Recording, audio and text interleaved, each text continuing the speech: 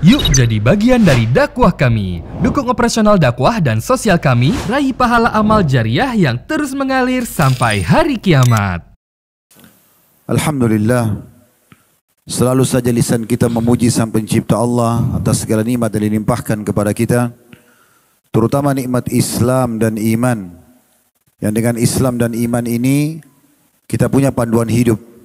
Kita mengenal Tuhan kita Allah, akhirnya kita terpandukan ke makanan, minuman, pakaian, pendapatan, pergaulan yang boleh dan tidak boleh. Dikenal dengan istilah halal dan haram. Dan ini sebuah nikmat yang luar biasa. Di dunia kita bisa menikmati apa saja yang halal, dan halal itu jauh lebih banyak daripada yang haram. Serta puncaknya mendapatkan balasan dari apa yang sudah kita nikmati itu di akhirat nanti dengan surga yang abadi.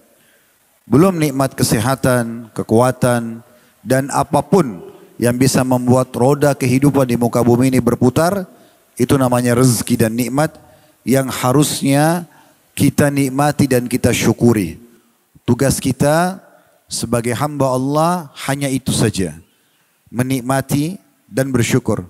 Di saat kita lapar, kita tinggal mencari makanan yang kita suka, yang kita inginkan, yang asam, yang pedas, yang manis, minuman juga mungkin yang kita inginkan, yang hangat, yang dingin, pakaian yang kita inginkan, tinggal kita nikmati, kemudian selebihnya bersyukur.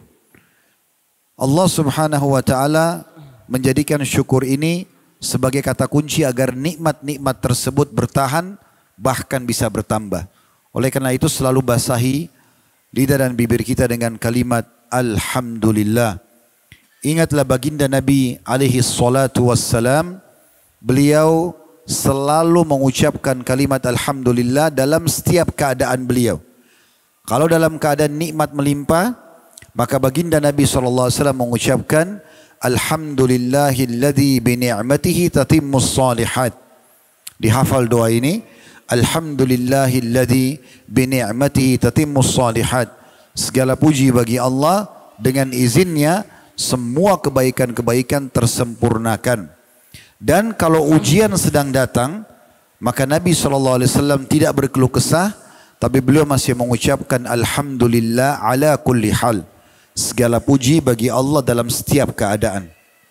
Selanjutnya kita panjatkan salam hormat kita kepada utusan Allah, Nabi besar Muhammad sallallahu alaihi wa ala alihi wa sahbihi wasallam, sebagaimana Allah telah mengucapkan salam hormat tersebut kepada beliau bersama para malaikatnya, dan tentu dengan harapan kita bisa mengejar apa yang telah dijanjikan dengan mengucapkan 1 kali salam hormat dibalas dengan 10 rahmat. Saya mengucapkan kepada seluruh teman-teman yang hadir mengikuti secara offline talk show ini, begitu juga dengan teman-teman yang online dimanapun Anda berada. Karena biasanya teman-teman kita orang-orang Indonesia yang tinggal di luar negeri pun mengikuti acara live di medsos kami. Ahlan wa sahlan, selamat bertemu teman-teman sekalian. Dan saya mengucapkan seperti apa yang diucapkan oleh Nabi SAW kepada para penuntut ilmu, marhaban bitalabatil ilm, selamat datang para penuntut ilmu. Mungkin judul kita talk show, tapi ini sebenarnya majelis ilmu, karena kita sedang membahas salah satu dari rangkaian ibadah yang mulia, haji dan umrah. Dan ini waktu ditanya judulnya apa Ustaz, saya mengatakan bahagia dengan haji dan umrah. Yang nanti insya Allah teman-teman akan tahu kenapa judul ini kami mulai dengan bahagia. Karena memang ibadah ini sangat luar biasa. Menikmati fasilitasnya, menikmati ibadahnya, dan tidak ada orang pulang haji dan umrah kemudian sengsara. Tapi dipastikan mereka akan bahagia. Tafadhal. Masya Allah. Syukran Ustaz atas pembukaannya, mukadimahnya. Baik, mungkin kita bisa mulai, kita berangkat dari fenomena yang banyak terjadi saat ini Ustaz. Contohnya begini, banyak anak-anak muda zaman sekarang, ya terutama generasi-generasi milenial ini Ustaz, yang menganggap bahwa ketika kita berangkat ke Tanah Suci melaksanakan ibadah haji ataupun umroh, itu mereka beranggapan, ah nanti aja gitu, kayak masih muda ngapain kita berangkat ke sana? Saya mendingan kita pergi ke negara-negara Eropa, kita ke Asia Timur, mungkin Jepang, Korea seperti itu. Nah, itu gimana Ustadz? Supaya kita ini sebagai generasi milenial punya semangat bahwa nggak perlu kita berpikir bahwa harus nunggu tua dulu. Nah, itu gimana Ustadz? Tafadhol, barakallahu fiik. Subhanallah ya. Ini memang fenomena ada di tengah-tengah masyarakat. Mudah-mudahan jawaban ini nanti sudah bisa menjawab syubhat ini ya. Yang pertama sekali, Allah Subhanahu wa taala menciptakan kita teman-teman sekalian. Coba renungi, fikirkan baik-baik tentang tujuan kita ada di sini. Maksud saya di muka bumi ini. Duduk sejenak beberapa detik, fikirkan dan renungkan. Kenapa saya ada di sini? Kenapa saya dilahirkan oleh ibu saya? Kenapa ada status ini ibu, ini ayah? Begitu saya lahir semuanya ini ada. Udara sudah ada, pergantian musim, pergantian siang dan malam. Semua sudah ada. Fasilitas di tubuh saya sudah ada semua. Dan fungsinya masing-masing. Mata melihat, telinga mendengar, tangan menjama, kaki melangkah, bibir dan lidah mengucap dan mengecap. Otak kita pakai berpikir misalnya, hati merenung. Di sekitar kita semuanya sudah siap fasilitasnya. Jalan-jalan, pepohonan, segala macam hal. Sisi lain, ternyata memang ada manusia-manusia yang telah mendahului kita. Mereka akan meninggal. Kemana mereka itu yang sudah meninggal? Ada orang yang lebih muda dari kita sudah meninggal. Ada juga orang yang lebih tua. Ada laki-laki, ada perempuan. Ada orang sakit meninggal, ada orang sehat meninggal. Coba renungi sejenak. Ada sebuah pertanyaan di situ yang perlu kita jawab. Lalu apa tujuannya? Kenapa saya ada di sini? Ini dasar sekali. Teman-teman sekalian, saya dan Anda semua ada di sini tidak ada tujuan lain kecuali satu. Itu yang Allah Azza wa Jalla kekalkan dalam firman-Nya dalam surah Az-Zariyat, surah nomor 51 ayat 56. Wa ma khalaqtul jinna wal insa illa liya'budun. Kata sang pencipta Allah, pemilik alam semesta ini, aku tidak menciptakan jin dan manusia kecuali ini tujuan kita ada di sini, untuk mengabdi kepadaku, untuk menyembah aku. Mulai kita balik sampai kita meninggal dunia, sebelum balik belum ada taklif, belum ada beban hukum. Tapi mulai balik sampai kita meninggal dunia, memang untuk sholat, memang untuk zikir, memang untuk baca Quran, memang untuk haji dan umrah, memang untuk kita menghadiri dalam majelis ilmu, bakti orang tua, silaturahim keluarga, memang dari ketaatan kepada ketaatan, tidak ada tujuan lain. Tidak ada tujuan lain. Orang yang mencari tujuan selain mengabdi kepada Allah, keluar dari rel kehidupan yang sebenarnya. Omong kosong, buang waktu, apalagi kemaksiatan. Ini jawaban yang pertama. Tujuan kita ada di sini memang untuk ibadah. Sementara haji dan umrah rangkaian daripada ibadah itu. Yang kedua, jawabannya nanti kita akan coba ya, sinkronkan satu sama yang lain. Renungi ini sebuah hadis Nabi SAW. Wahai para teman-teman pemuda dan pemudi yang masih merasa dirinya muda tadi, yang disinggung oleh Akh Ammar. Kata Nabi SAW, Inna Allah yu'jibu min syabin laisa lahu sabwah. Allah kagum dengan anak muda yang tidak mengikuti hawa nafsunya. Makna lainnya selalu di atas ketaatan. Perhatikan hadis yang lain, hadis sahih riwayat Bukhari Muslim. 7 golongan yang Allah akan naungi pada hari kiamat. Salah satunya syabun nasya fi ta'atillah. Anak muda yang sibuk tumbuh di atas ketaatan kepada Allah. Apa maknanya? Tujuan kita diciptakan untuk ibadah dan juga masa muda ya yang harusnya diisi dengan ibadah. Ini sinkronnya adalah harusnya tadi yang ditanyakan oleh Akh Ammar, anak-anak muda ini memang saatnya mereka memenuhi masjid. Memang di masa itu saatnya mereka selalu silaturahim keluarga. Mereka harusnya berada di saf-saf pertama pendaftar haji dan umrah. Mereka harusnya berada di saf-saf pertama pasukan jihad di saat dikumandangkan dengan benar. Pada saat akan terjadi perang perang Uhud di tahun 3 Hijriah, tanggal 16 Syawal di tahun 3 Hijriah di hari Sabtu, Nabi SAW kumpulkan para sahabat lalu menyortir mereka siapa yang ikut, siapa yang tidak ikut. Yang sudah sangat tua, yang cacat, yang masih sangat kecil, muda, yang belum punya keterampilan sama sekali, itu tidak diikutkan oleh Nabi SAW. Di antaranya yang sempat Nabi SAW tolak ya adalah Abdullah bin Umar, Abdullah bin Abbas, sahabat yang dianggap masih kecil. Umurnya waktu itu masih 13, 14 tahun. Masih sangat muda. Tetapi subhanallah, ada satu sahabat kecil, jarang orang tahu namanya. Sahabat ini bernama Rafi ibn Khadij radhiyallahu anhu. Umurnya 13 tahun. Dia datang kepada Nabi SAW lalu mengatakan, "Ya Rasulullah, Anda menolak orang-orang sebaya dengan saya untuk berperang. Tapi saya tahu keutamaan jihad itu. Saya dengar keutamaannya. Izinkan saya ikut. Saya bisa buktikan kepada Anda, saya punya keterampilan memanah. Dan tidak meleset ya Rasulullah." Maka Nabi ini 13 tahun. Mau dibilang lebih muda dari apa lagi nih? Baru balik gitu. Di Indonesia kita balik 14 tahun gitu. 13-14 tahun. Ini baru balik. Kalau kita bahasakan dalam syariat Islam, ini bayi. Kalau istilah manusia kan bayi baru lahir. Kalau dalam Islam, bayi itu sebenarnya baru balik. Karena di saat itu baru kena hukum dia. Dia sudah mengatakan, "Ya Rasulullah, saya ingin ikut berperang." Berperang. Kalau di masa sekarang orang berperang pakai senjata dari jarak jauh. Mungkin orang masih berani sembunyi di belakang tembok. Zaman dulu pedang dengan pedang. Minimal pasti luka.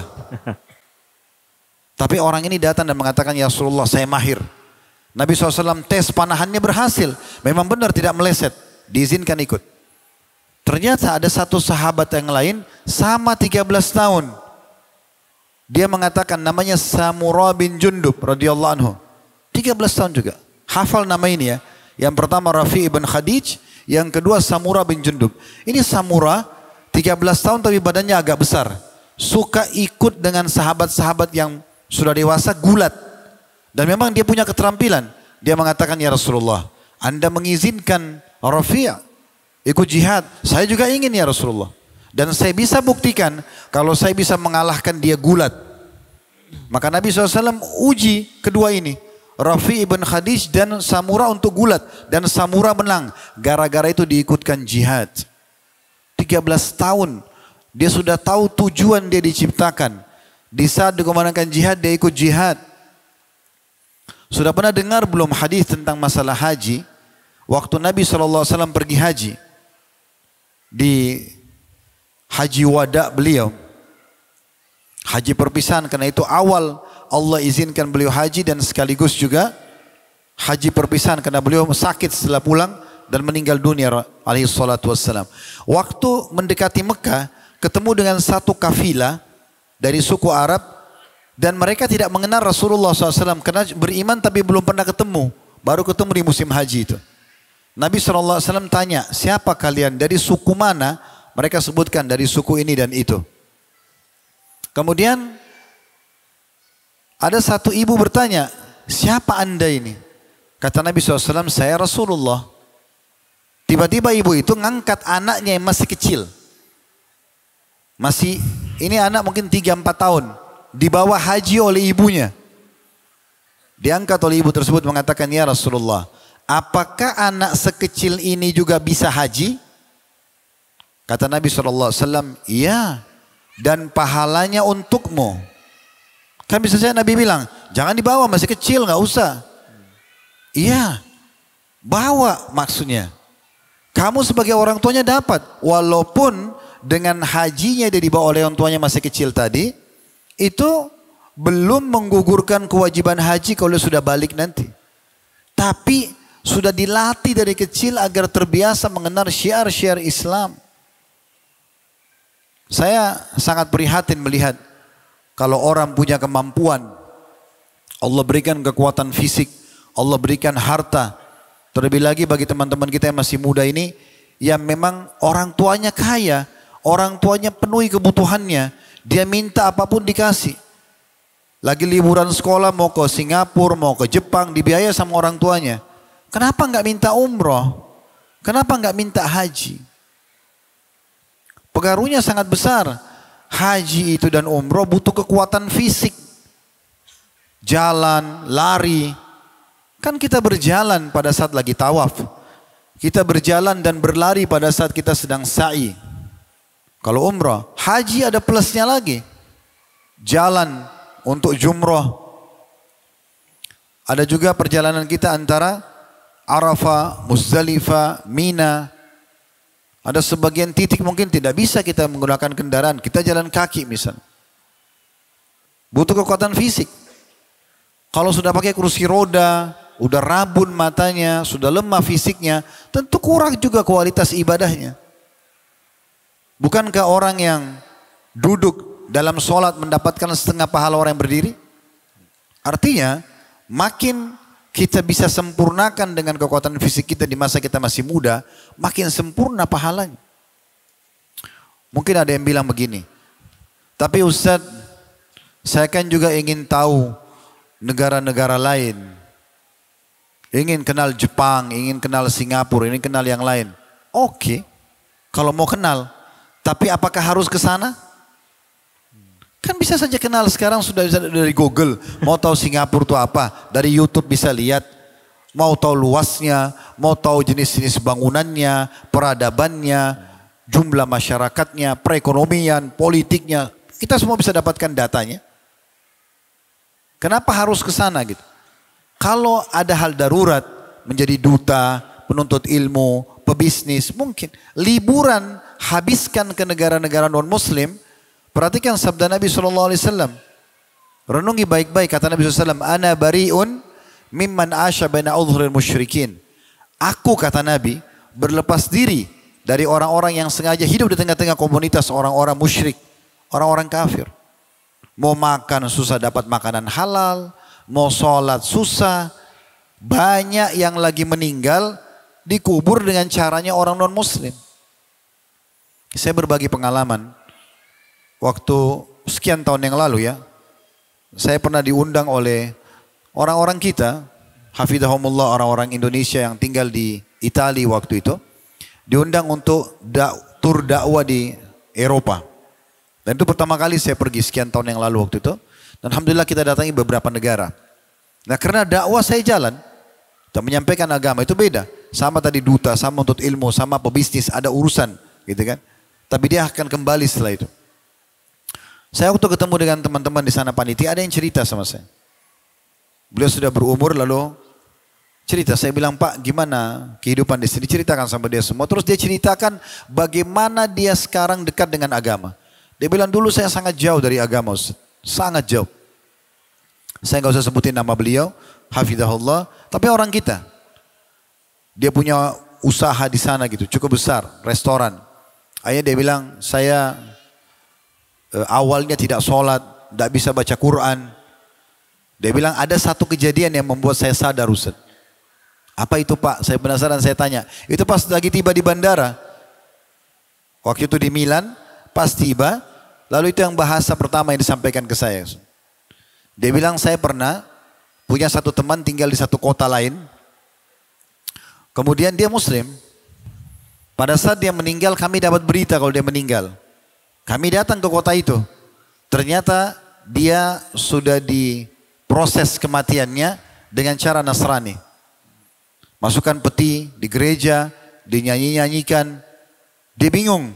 Kok bisa temannya begini? Ternyata karena tidak ada yang tahu kalau dia muslim. Dan orang-orang sekitarnya tahunya dia Nasrani. Mungkin juga tidak sholat atau apa, maka seperti itu. Dia bilang semenjak itu saya jadi takut. Saya seperti mendapatkan sebuah bisikan dalam diri saya. Apa kau mau seperti ini? Hanya dengan itu Allah sentuh dia. Hari itu dia pulang ke kotanya di Milan. Kemudian dia ketuk rumahnya seorang muslim di tengah malam. Datang untuk minta diajarin Al-Quran. Minta untuk segera ya, kembali kepada agama Allah SWT. Semenjak itu beliau taubat. Ya iya kalau pasti dikasih kesempatan seperti ini. Kalau tidak bagaimana? Sayang sekali ya, saya melihat ada satu bahasa yang harus kita perbaiki di Indonesia. Ada sering bahasa kita bahasakan, mumpung masih muda puas-puasin. Puas-puasinya dalam dosa. Ini ajaib ini. Mau masih muda, ayah sama ibu juga gitu kok, nggak apa-apa. Ugal-ugalan, coret-coret baju, ganggu sana sini. Coba rokok, coba khamr, coba seks bebas. Ini sangat ajaib. Kenapa justru di saat badan sehat, kulit kita belum keriput, lagi tampannya, lagi cantiknya dipakai maksiat? Kenapa? Kenapa enggak pada saat potensi begitu besar dipakai dalam ibadah? Justru puncaknya pahala di situ. Ya. Jadi bukan tidak boleh ke negara orang kafir, tapi harus ada alasan syar'inya. Kenapa? Dan tidak ada juga alasan untuk menunda haji dan umroh. Karena kita terasa sedang mendekatkan diri kepada Allah SWT dan keutamanya sangat besar. Nanti insya Allah saya coba akan sampaikan di penutupan, sebelum penutupan nanti, tentang hal-hal yang berhubungan dengan masalah keutamaan yang bisa kita dapatkan di saat mengerjakan dua ibadah mulia ini. Ya. Wah, insya Allah ya. Nih mungkin teman-teman di sini udah mulai terbuka nih Ustaz mindsetnya kan. Karena antum tadi menyinggung justru karena masih muda harus punya semangat ke tanah suci untuk melaksanakan ibadah haji dan umroh gitu kan. Dan antum tadi menyinggung juga justru karena kita masih muda ini kita masih punya kekuatan, masih bisa menyempurnakan ibadah kita. Nah ini juga satu fenomena yang menarik Ustaz, yang dulu Ana juga merasakan dan mungkin ini juga teman-teman di sini mungkin merasakan juga. Kayak gini Ustaz, ketika kita sudah punya semangat, kita mau berangkat ibadah umroh dan haji. Ada beberapa stigma yang beredar di masyarakat bahwa katanya kalau kita di sana, di tanah suci, itu dosa-dosa kita selama kita hidup itu dibayar instan. Yang balasannya tuh di sana gitu. Ada yang katanya sampai di sana tuh diinjek-injek, ketendang-tendang gitu. Itu anak pribadi sempat mengalami ketakutan seperti itu tuh dulu Ustaz. Nah itu gimana tuh Ustaz? Tafadhol, barakallahu fiik. Taib. Yang pertama saya jawab dulu, kenapa ada anak muda punya stigma banyak dosa? Kan masih muda. Nah, itu dulu kita jawab. Kalau orang sudah tua ngaku banyak dosa mungkin lebih masuk akal gitu. Tapi kalau masih muda, kemudian dia menganggap dirinya banyak dosa, ini tanda tanya. Gitu kan? Itu dulu poin. Poin yang lain, stigma ini tidak benar. Tidak benar. Allah Subhanahu wa taala Maha Kuasa untuk tidak menyiksa hambanya. Berapa banyak orang yang buat dosa enggak disiksa. Allah Subhanahu wa taala maafkan. Allah mudahkan dia untuk taubat. Gitu kan? Tentang masalah orang kalau buat dosa kemudian pergi haji umrah dihukum sana instan. Iya, instan di sana. Itu enggak benar. Kalau ada orang yang berbuat dosa dan Allah mau hukum, tidak harus tunggu di Mekah sama Madinah. Di Indonesia pun Allah akan hukum dia. Kan gitu. Ingat hadis Nabi SAW, hadis sahih riwayat Bukhari, hadis Qudsi. Di mana Allah Azza wa Jalla berfirman, Ana inda dhanni abdi bi, falyadhunnu bima sya'. Aku selalu sesuai dengan prasangka hambaku. Maka silahkan dia berprasangka semaunya. Kata para ulama hadis, kalau ada orang sangka baik dengan Allah, saya akan sembuh, saya akan berhasil, saya akan diampuni, saya akan ini dan itu, Allah kasih. Kalau orang mengatakan kayaknya Allah tidak akan kasih, kayaknya nggak usah begini dan begitu, ya sudah Allah kasih dengan prasangka dia. Jadi nggak usah prasangka begitu. Justru niatkan pada saat haji dan umrah, mudah-mudahan keutamanya saya dapatkan. Dosa saya diampuni tanpa hukuman. Kan bisa begitu. Ya kan? Jadi nggak perlu stigma ini menjadi penghalang untuk setiap anak muda atau pelaku dosa untuk takut ya, untuk menahan dirinya untuk melakukan ibadah haji dan umrah. Ada sebuah judul tablik akbar saya dulu di kota Makassar. Teman-teman kalau ikuti di Khalid Basalam Official di YouTube, itu bisa mencari judulnya, iya, inilah aku sekarang. 2,5 jam kita ceramah pada saat itu, berhubungan khusus untuk memberikan motivasi bagi teman-teman yang merasa banyak sekali dosanya di masa lalu dan dia khawatir dengan dosanya itu. Hukuman misalnya dari Allah atau dia khawatir namanya rusak di tengah-tengah masyarakat. Hapus semua itu. Iya, inilah aku sekarang.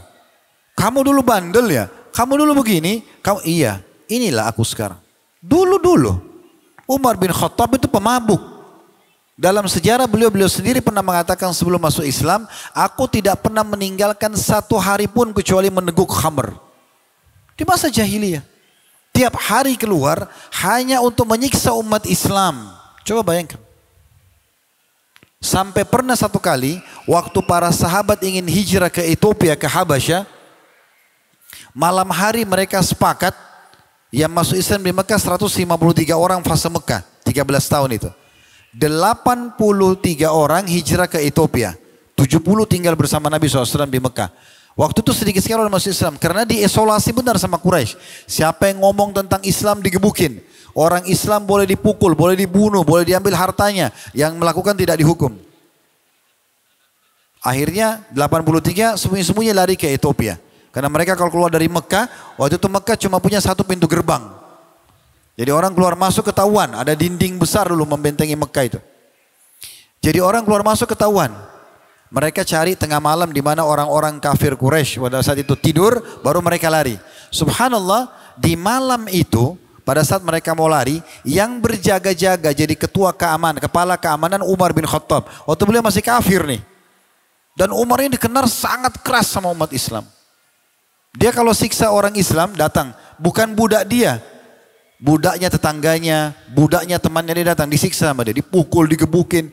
Habis itu kalau malam, sore dia keluar, dia pulang. Dia bilang, saya berhenti bukan karena saya kesian sama kamu ya.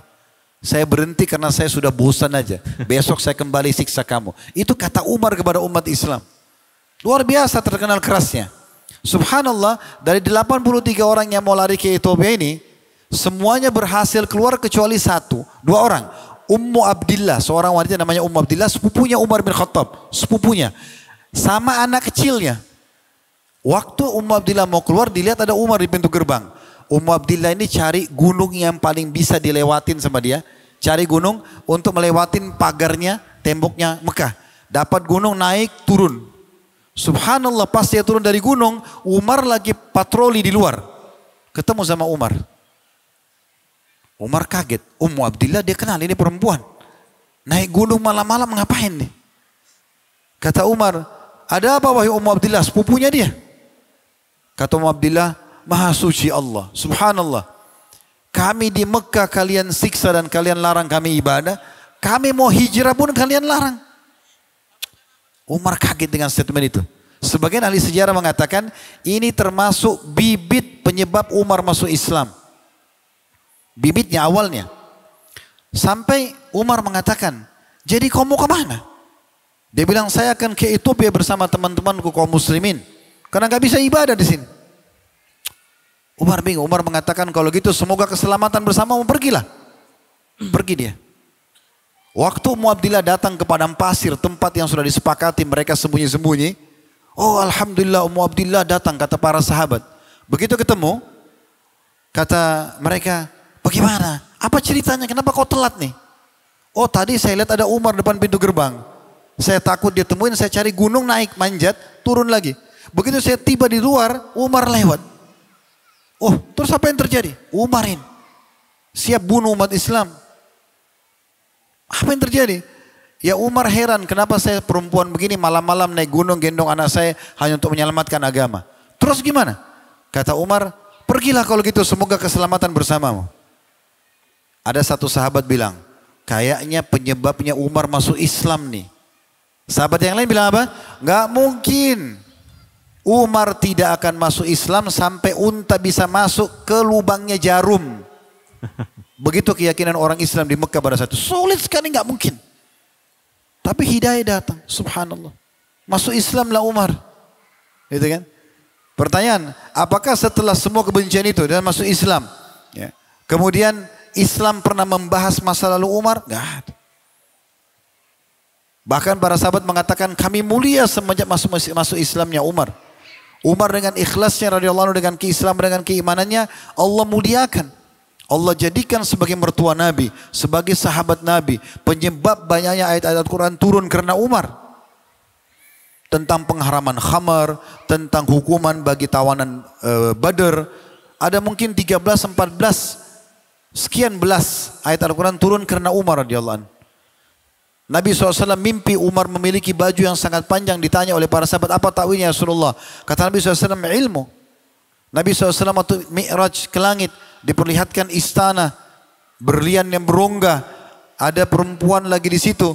Lalu Nabi lihat ke arah istana tersebut, lalu bertanya, ini istana siapa? Kata malaikat, ini istana seorang pemuda dari Quraisy.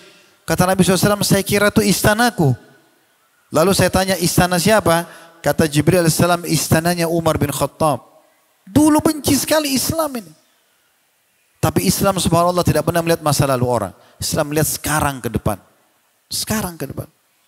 Jadi nggak usah berprasangka stigma, oh saya punya dosa nanti saya akan dihukum. Akhirnya syaitan membuat kita jadi takut beribadah. Enggak. Optimis. Bersangka baik kepada Allah subhanahu wa ta'ala. Allah akan maafkan kesalahan saya akan perkuat iman saya akan menjadi anak muda terbaiknya muslim. Nah gitu. Iya. Masya Allah. Habis ini berangkat umroh semua kayaknya nih Ustaz. Nah ini menarik juga nih Ustaz. Mungkin sudah ada mulai makin kebuka gitu pikirannya bahwa nggak ada tuh istilahnya dosa di sini selama hidup di sana dibayar instan gitu ya Ustaz ya. Nah setelah ini mungkin banyak juga keresahan di luar sana ketika mereka merasa umroh ini apalagi masih pada muda-muda gitu ya Ustaz ya, masih belum settle, masih tanggung jawabnya masih banyak gitu. Terkait dengan biaya, mereka berpikirnya sering tuh anak baca di komen ketika antum lagi live bersama Uhud gitu ya. Banyak yang komen tuh, gimana boro-boro mau umroh, makan aja masih susah. Boro-boro mau umroh, hidup aja masih pas-pasan gitu. Nah apakah umroh dan haji ini terkait dengan penghasilan kita atau pendapatan kita saat ini? Tafadhol barakallahu fiik. Saya jawab lebih kepada jawaban keimanan ya, secara spiritual gitu. Innamal a'malu binniyat. Semua sesuai dengan niatnya. Saya tanya teman-teman sekalian, apakah semua orang umroh dan haji itu pasti orang kaya? Tidak. Banyak yang umroh dan haji orang miskin. Banyak banget. Banyak sekali.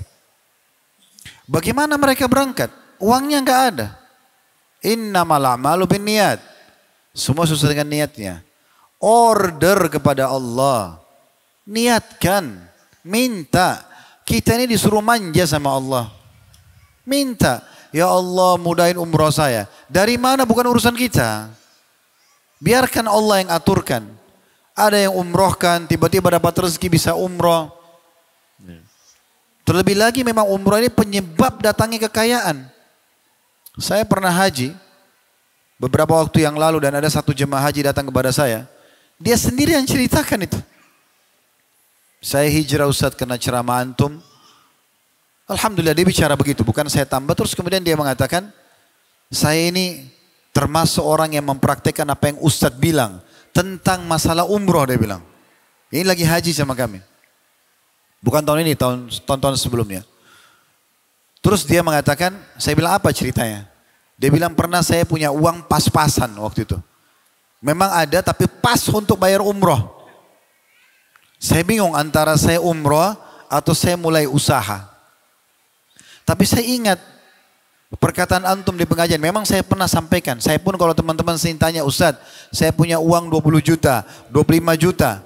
Saya pakai modal atau saya pakai umroh, saya akan suruh anda umroh. Nanti kita jelaskan hadisnya tentang kenapa kok bisa seperti itu. Terus dia bilang, saya praktikin. Enggak, saya coba umroh. Sebab saya bilang, dengan umroh, ada hadis Nabi SAW, sesungguhnya rutinkan haji dan umroh, karena keduanya akan menghilangkan dosa, kemiskinan dan dosa sebagaimana api, sebagaimana pandai besi menghilangkan karat dari emas, perak dan juga besi itu sendiri.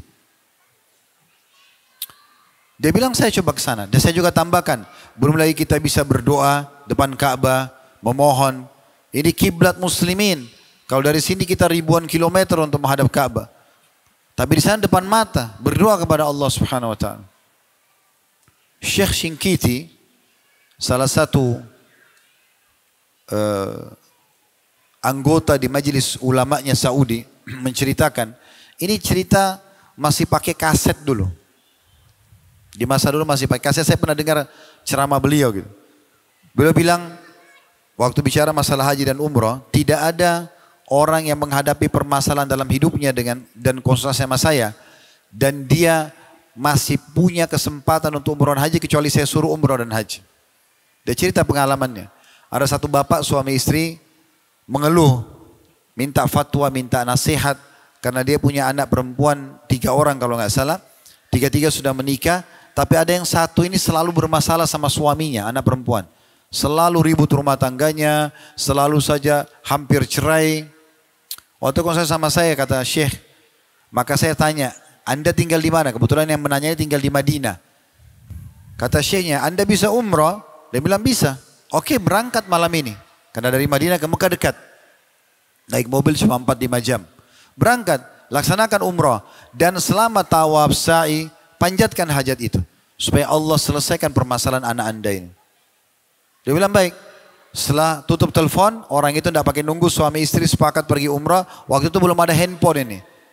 Orang masih pakai telepon biasa. Dia masuk hotel di Mekah, lalu dia bilang sama orang di hotel, orang reception hotel, nanti kalau ada yang telepon kami, ambil aja nomor teleponnya. Nanti kami akan telepon balik. Dia tiba di Mekah sekitar jam 3, langsung umrah. Setelah umrah, suami istri sepakat sepertinya sebentar lagi azan subuh. Kita sholat malam aja, tunggu subuh, habis subuh, sepakat lagi suami istri. Udahlah, kita lebih baik tunggu sampai syuruk aja. Nanggung, habis itu baru kita istirahat. Ringkas cerita mereka pulang ke hotel, kata syekhnya. Pas tiba di hotel, resepsinya bilang, Anda ini dari mana saja? Dari sebelum subuh ada orang yang telepon terus, nanyain Anda ini. Terus ditanya sama kedua orang ini, apakah sempat ambil nomor teleponnya, disebut namanya? Oh enggak sempat, karena orangnya buru-buru. Cuma nanya Anda saja gitu. Baik, akhirnya persepsi mereka ke anak mereka.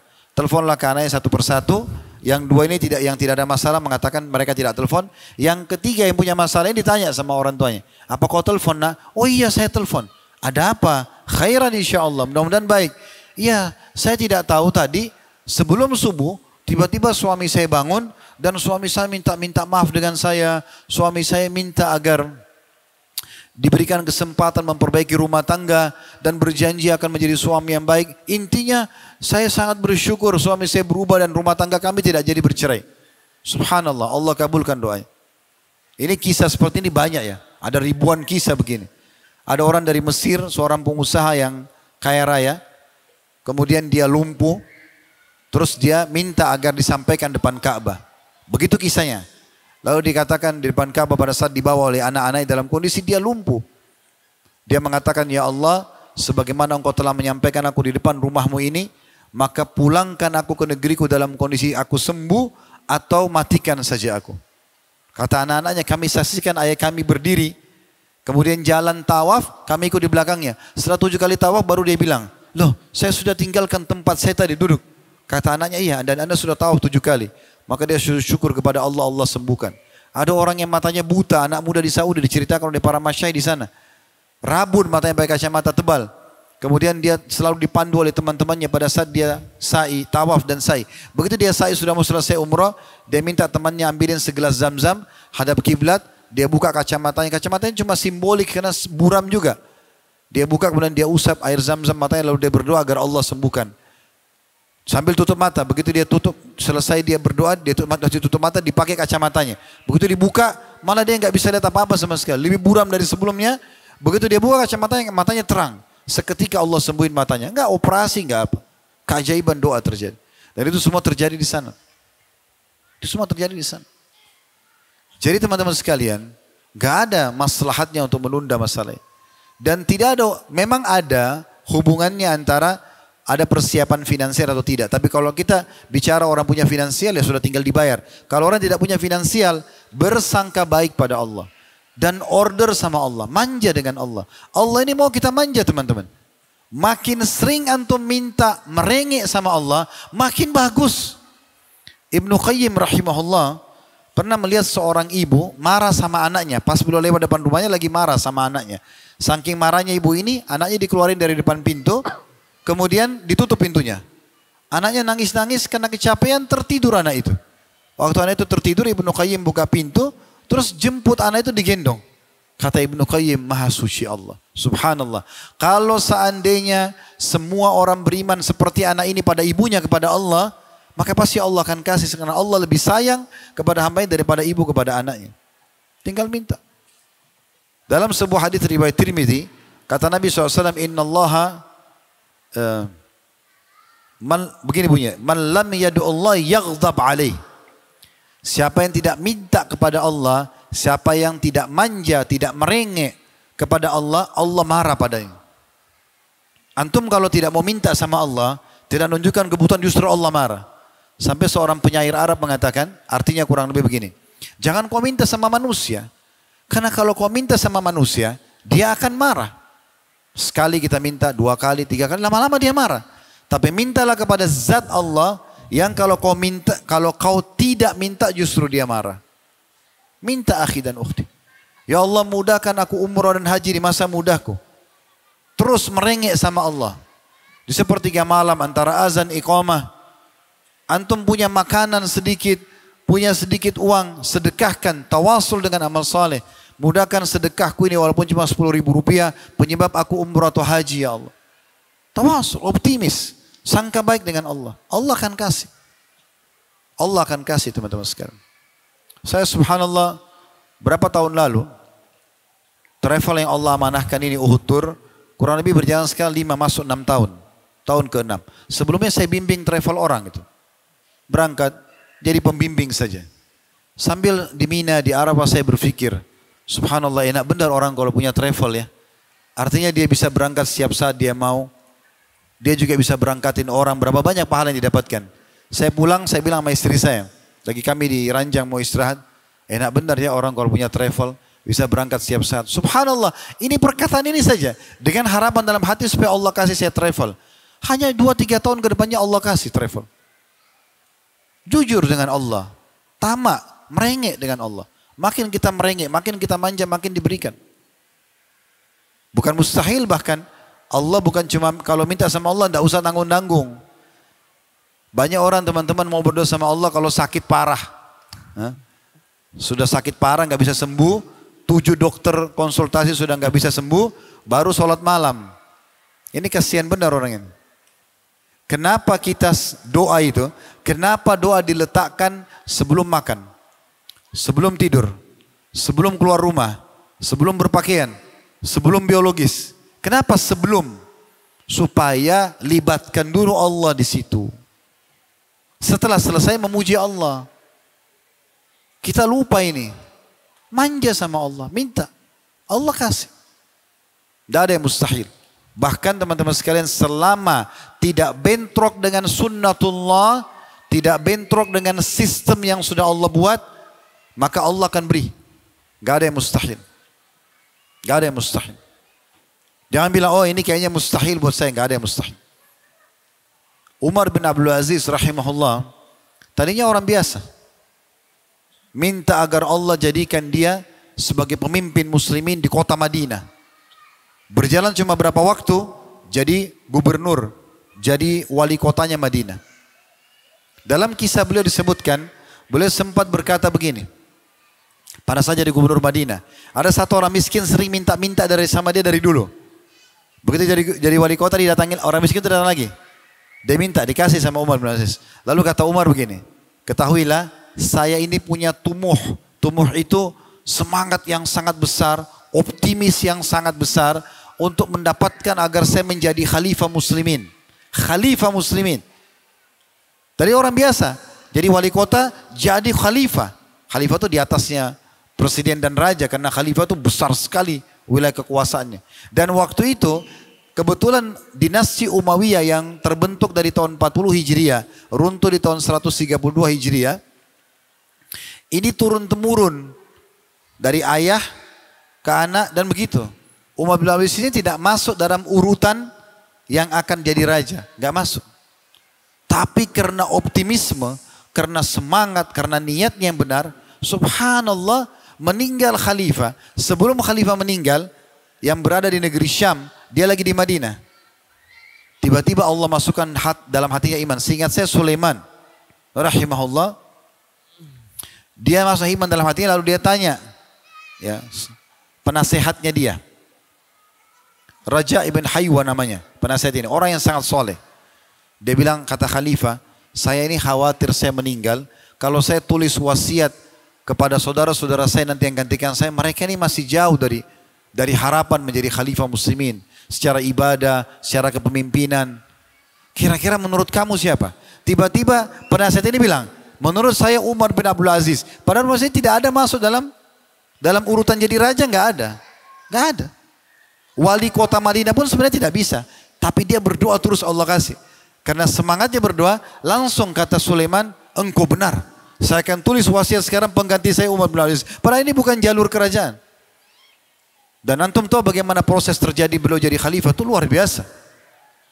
Adiknya Sulaiman ini sudah siap menjadi kandidat raja. Udah pasti secara hierarki dia harus jadi raja setelah meninggal khalifah ini. Subhanallah, begitu si khalifah meninggal, surat wasiat itu dipegang oleh Raja bin Haywa, dikumpulkan prajurit-prajurit pilihan, pengawal raja. Pengawal raja khalifah itu kemudian dikumpulkan semua saudara-saudaranya. Kata Raja bin Haywa, saya penasihat kerajaan sebagaimana kalian tahu. Dan di tangan saya ada surat wasiat khalifah. Wasiat ini wajib dijalankan. Karena wasiat muslimin. Dia lebih tahu siapa yang jadi pemimpin. Maka siapapun yang disebutkan namanya dalam surat ini wajib kalian pilih. Satu-satu yakin. Satu-satu ambil ambil persetujuannya. Mereka semua mengatakan, iya kami setuju semuanya. Karena mereka pikir pasti ditunjuk salah satu dari yang ada di situ. Maka dibacakanlah surat. Waktu disebut nama Umar bin Abdul Aziz, semuanya nolak. Siapa dia? Bukan jalur keturunan yang harus jadi raja. Raja bin Haywa mengatakan wasiat Amir Mukminin. Yang menolak saya suruh tebas lehernya nih. Ini ada prajurit yang harus tebas lehernya. Ini buat kekacauan. Terpaksa diterima. Bukan raja. Orang biasa jadi raja. Order sama Allah. Minta aja. Kita ini malas. Gak mau doa. Gak mau doa. Doanya nanti kalau sakit keras. Terlilit utang. Ya akhi dan ukhti. Raih pahala doa walaupun minta parkiran sama Allah. Antum mau ke mall. Minta parkiran. Ya Allah mudahin parkiran buat saya. Mau beli pakaian. Ya Allah saya suka baju itu berikan buat saya. Hal kecil pun minta sama Allah.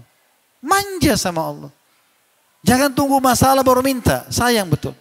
Apa kata Nabi SAW? Kenalilah Tuhanmu. Di masa engkau sedang lapang.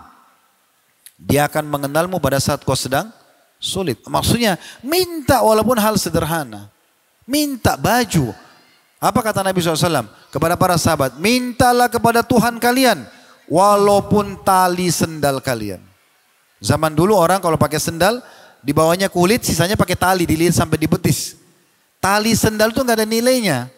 Kata Nabi SAW, mintalah kepada Tuhan kalian walaupun tali sendal kalian. Sampai para sahabat praktikin. Tali sendalnya putus, minta, ya Allah berikan saya. Allah teman-teman dalam memberikan jawaban doa kita itu ajaib. Ajaib luar biasa. Di luar daripada prediksi kita. Di luar daripada persepsi kita. Jauh sekali. Gak masuk akal manusia. Ya. Kalau Allah kasih gak masuk akal. Allah akan kasih dengan sesuatu yang tidak masuk akal. Allah pada saat kita minta ya Allah berikan saya kesembuhan. Allah tidak lemparin obat dari langit. Enggak. Ya Allah mudahin jodoh buat saya. Allah lemparin manusia. Enggak. Ya Allah mudahin rezeki. Allah lemparin duit. Enggak. Tapi ada sistem yang sudah Allah buat. Sunnatullah. Enggak bentrok dengan itu. Pada saat kita minta ya Allah saya sakit sembuhinlah. Allah tiba-tiba pertemukan kita sama seseorang, ngobrol umum, silaturahim keluarga, ketemu sama ikhwah, akhwat kita, jalin ukhuwah saja. Tiba-tiba kita ngobrol, saya sudah sebulan ini sakit itu. Oh, setahu saya ada dokter yang bagus di sana. Ini jawaban doa. Kita ke sana, konsultasi cocok, resepnya cocok, sembuh. Itu sunnatullah. Jodoh tiba-tiba ada yang tawarin diri, tiba-tiba ada yang tawarin anaknya, tiba-tiba ada yang tawarin saudaranya, sinyal dari Allah. Kadang-kadang kitanya rewel, gak mau ini, gak mau itu, gak mau ini, semua ditolak. Jadi yang masalah ini. Sudah berapa kali yang sini muda-muda ditolak jodohnya? Hah? Yang tinggi, oh terlalu tinggi. Yang pendek, terlalu pendek. Yang putih, terlalu putih. Yang hitam, terlalu hitam. Mau yang mana? Gitu. Dia yang repot. Mau kerja, ada yang mau minta rezeki, ada yang tawarin kerja sama. Terima dulu. Terima dulu. Nanti Allah kasih keberkahan. Cari pengalaman. Nggak begitu. Ya. Ini mungkin bisa jadi satu keresahan lain juga nih Ustaz. Yang dimana banyak juga di luar sana ketika sudah pernah melaksanakan perjalanan umroh ataupun haji gitu. Biasanya kan kita ada timbul rasa sedih gitu Ustaz ya ketika pengen gitu balik lagi gitu. Bahkan banyak orang yang bilang malah lebih merasakan rindunya tanah suci orang yang sudah pernah berangkat ketimbang orang yang belum pernah berangkat. Nah tapi ada juga orang-orang yang justru pengen kembali lagi ke sana itu bukan karena rindu tapi karena was-was perjalanan sebelumnya ini pahalanya nggak diterima Ustaz. Itu gimana Ustaz? Tafadhol, barakallahu fiik. Akhi dan ukhti, di masalah ini ya. Kalau antum di sini yang hadir ada yang terikat akad kerja dengan sebuah perusahaan. Ada kira-kira di sini yang sudah kerja 5 tahun misalnya di satu perusahaan? Setahun aja. Ada? Ada. Baik. Apa yang membuat antum yakin setiap bulan akan terima gaji? Hah? Oke lah, saya jawab. Misalnya kejujuran pemilik, profesionalisme dia, bonafitnya perusahaan, misal. Ya. Oke, itu semua tidak salah. Tapi itu janji manusia, dia kan bisa ingkari ya. Kenapa tidak yakin sama janjinya sang pencipta Allah ini? Pondasi dasar agama kita, keyakinan. Yakin. Kata Abdullah bin Mas'ud radhiyallahu anhu, kami tidak ada bedanya sama Abu Bakar dari sisi ibadah. Karena Abu Bakar sholat, kami sholat. Abu Bakar puasa, kami puasa. Abu Bakar jihad, kami jihad. Tapi kami belum bisa menyamai Abu Bakar dari sisi keyakinannya. Allah dan Rasulnya bilang benar, benar. Rasulnya bilang salah, salah. Allah Rasulnya perintahkan dikerjakan. Allah Rasulnya larang ditinggalkan. Selesai. Waktu pulang dari Isra dan Mi'raj, Nabi SAW sampaikan Abu Jahal ketawa mendengarkan cerita Isra Mi'raj. Mana bisa perjalanan 1 bulan waktu itu ya. Waktu itu perjalanan dari Mekah ke Palestina. Itu 1 bulan dengan kuda terbaik, laki-laki terkuat. Non-stop. Terus picu kudanya. Pulang pergi 2 bulan. 1 malam. Kalau sekarang orang ada pesawat mungkin masih bisa terima. Zaman dulu siapa yang mau terima? Abu Jahal itu ingin goyahkan imannya Abu Bakar. Hai Abu Bakar, temanmu sudah gila nih. Masa dia mengaku Mekah Palestina 1 bulan kami tempuh dengan kuda terbaik kami, laki-laki terbaik kami. Pulang 1 bulan dalam 1 malam. Belum lagi Mi'raj ketemu Tuhannya ke langit. Apa kata Abu Bakar? Dia sudah tahu ini Abu Jahal mau goyahkan imannya. Dia bilang, hai Abu Jahal, ketahuilah kalau seandainya di depan mata saya tembok berwarna putih. Ini jelas putih temboknya. Muhammad bilang tidak Abu Bakar, itu hitam. Saya akan bohongkan mata saya. Dan saya bilang iya hitam, saya salah lihat. Saking percaya sama wahyu. Kalau depan matanya tembok warna putih, Nabi bilang tidak Abu Bakar, itu hitam. Oh hitam, mata saya yang salah. Coba bayangkan. Bagaimana keyakinan tentang syariat dengan wahyu Allah Subhanahu wa taala? Memang harus begitu. Ikuti dengan keyakinan. Gak bisa tidak gitu. Ya. Jadi poin ini harus diperhatikan baik-baik. Begitu tadi kurang lebih jawabannya. Ya, baik. Mungkin terakhir sebelum kita tutup sesi talk show ini, Ustaz, mungkin ada nasihat atau pesan-pesan atau bahkan mungkin motivasi untuk teman-teman di sini, baik yang ada di ruangan ini maupun yang di rumah gitu ya Ustaz ya. Apa yang bisa antum berikan untuk kita semua di sini untuk kita bisa mendapatkan seperti tema judul talk show kita ini Ustaz, bahagia dengan umroh dan haji. Tafadhol Ustaz. Yang pertama begini dulu teman-teman. Tolong antum jangan lihat saya duduk di sini karena oh Ustadz kan punya travel haji umroh jadi bicara itu. Bukan. Kalau ada satu informasi sampai ke kuping kita Allah mudahkan kita mendapatkan sebuah informasi, misalnya kegiatan sosial, kegiatan ibadah, lupain dulu instansinya.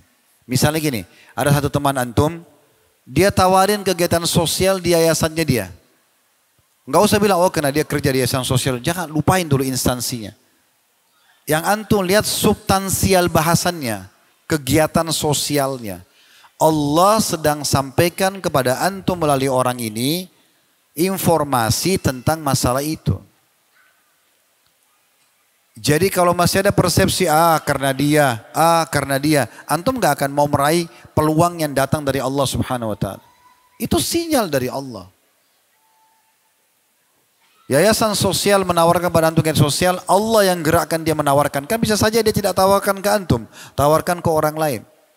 Itu juga travel haji umrah menawarkan jasanya. Jangan selalu bilang, ini kan karena dia jualan. Loh subhanallah, substansialnya bukan jualan.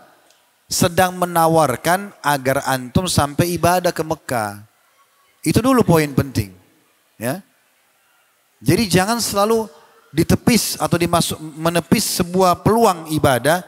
Atau bahasa lainnya menerima syubhat syaitan untuk melaksanakan ibadah dengan menganggap, ini cuma penawaran. Ini cuma begini. Enggak. Harus sangka baik dulu. Itu dulu poin penting. Sehingga kalau ada yang tawarkan haji umroh, ada bahasan begini, jangan selalu dihubungkan dengan travel ini. Enggak ada hubungannya. Itu dulu poin. Yang kedua, khusus masalah tema kita ini saya akan bacakan kitab. Saya sudah bawa di sini. Sahih Targhib Tarhib. Kalau At-Targhib Tarhib itu bukunya Al-Munziri rahimahullah. At-Targhib artinya hadis-hadis yang berisikan motivasi untuk melaksanakan ibadah. Jadi kalau kita ingin rajin mengerjakan ibadah teman-teman, ingin rajin puasa, ingin rajin sedekah, sholat malam, bakti orang tua, maka anjuran ulama agar kita mengetahui janji Allah di ibadah itu. Bahasa ceramahnya fadilah. Bahasa dalam ilmu hadis at-targhib. Dalil-dalil yang memotivasi kita untuk melaksanakan ibadah. Jadi supaya antum rajin selalu mau mengerjakan sholat malam, mau sedekah, dan konsisten istiqamah menjaga, selalu tahu keutamaannya. Orang kalau sudah tahu keutamaan sholat malam, lalu dia kerjakan, yang buat dia bisa konsisten, saya selalu tiap malam diterima doa saya. Ini sholat yang paling afdal setelah sholat 5 waktu. Allah turun ke langit bumi menerima doa-doa, kan gitu. Jadi selalu jadi motivasi, itu namanya targhib. Ada tarhib, tarhib itu artinya ancaman bagi orang yang melakukan dosa. Kalau terlintas di benak kita mau melakukan satu perbuatan dosa, kecil ataupun besar, atau kita sudah melakukan dan termotivasi atau dimotivasi syaitan untuk mengulanginya, maka cari tahu tentang ancaman Allah di dosa itu. Antum mau berzina, ada godaan, baca ancaman zina. Ketik di Google ancaman zina, di YouTube. Di Instagram mungkin banyak potongan ceramah ustaz kita tentang masalah zina. Antum jadi berhenti nanti. Itu namanya tarhib. Nah buku ini penuh dengan itu.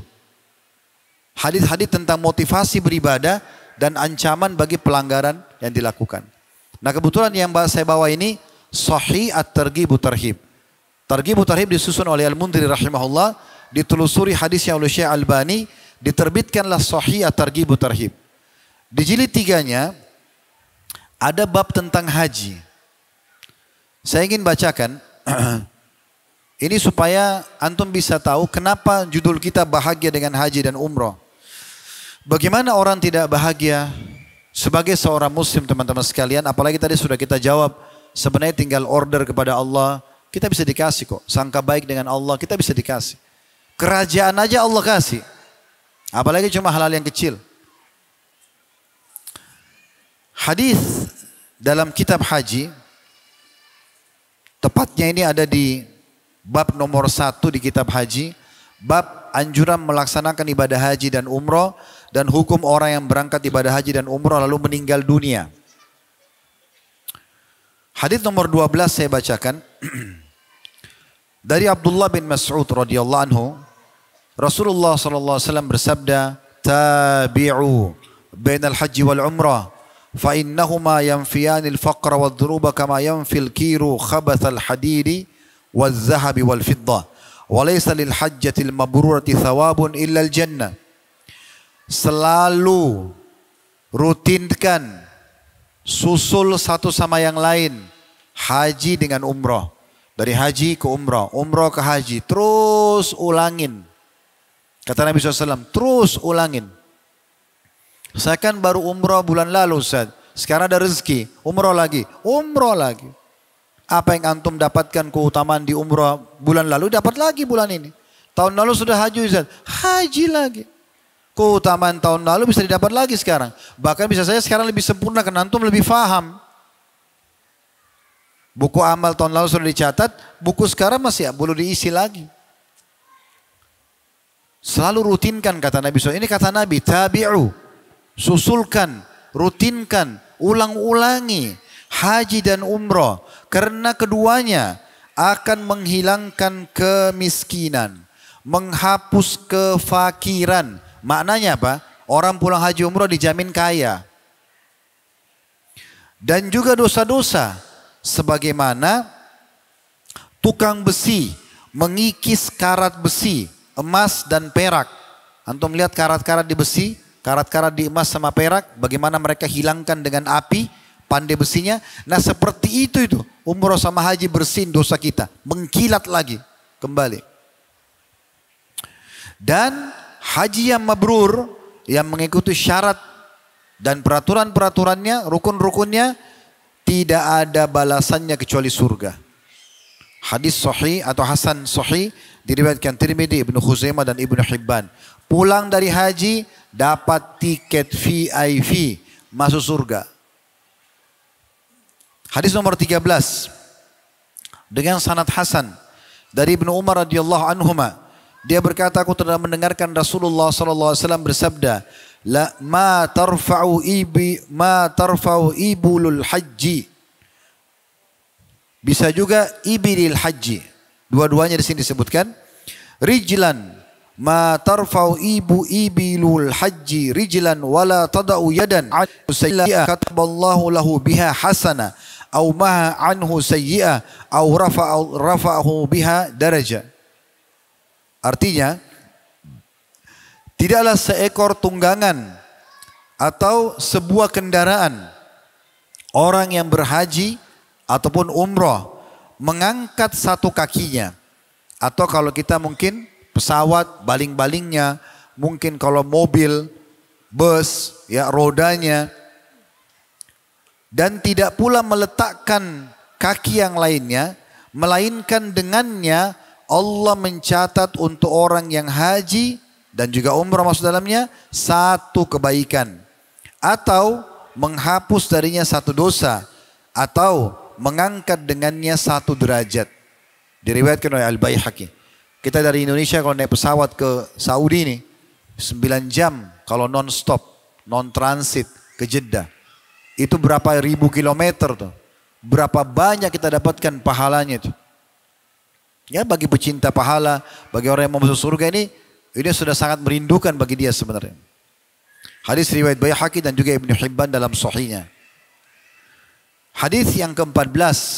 Jadi tadi yang pertama itu, hadis yang ke-12 saya bacakan, itu menghilangkan kemiskinan dan juga dosa. Hadis ke-13, setiap langkah tunggangannya, dianya juga satu langkah pahala, diampuni dosa, diangkat derajat. Hadis ke-14, semua doa mereka diterima selama doanya baik. Dari Jabir radhiyallahu anhu dia berkata, Rasulullah SAW bersabda, Al-hujjaju wal-ummaru wafdullah, da'ahum fa'ajabuh, wa sa'aluhu fa'atahum. Para jemaah haji dan jemaah umrah, haji dan umrah dua-duanya, adalah para delegasi Allah, tamu-tamu Allah.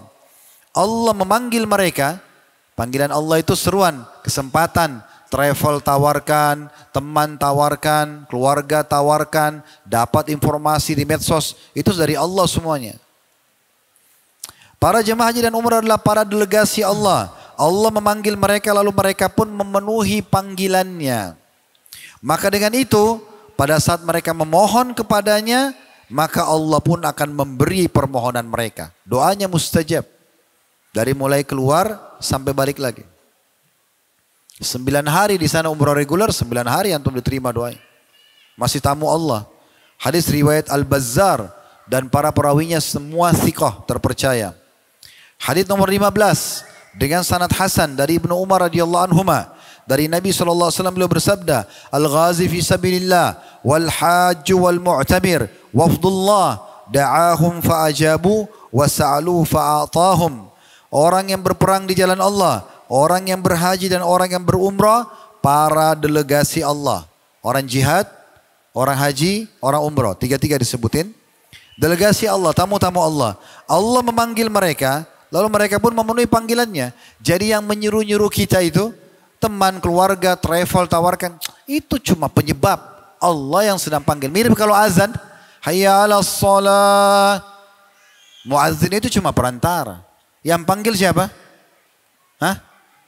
Mana suaranya nih? Belum makan siang. Allah. Karena orang Arab, orang bule, orang Asia, orang Melayu, orang hitam Afrika sama hayya ala sholatnya. Sama. Ayo sholat. Hayya alal falah. Ayo menuju kepada Allah yang panggil, bukan mereka. Jangan lihat muazzinnya. Oh, Allah lagi panggil begitu. Jadi seruan-seruan ini jangan, ini karena travel tawarin bisnis. Terlalu pendek sekali pikirannya.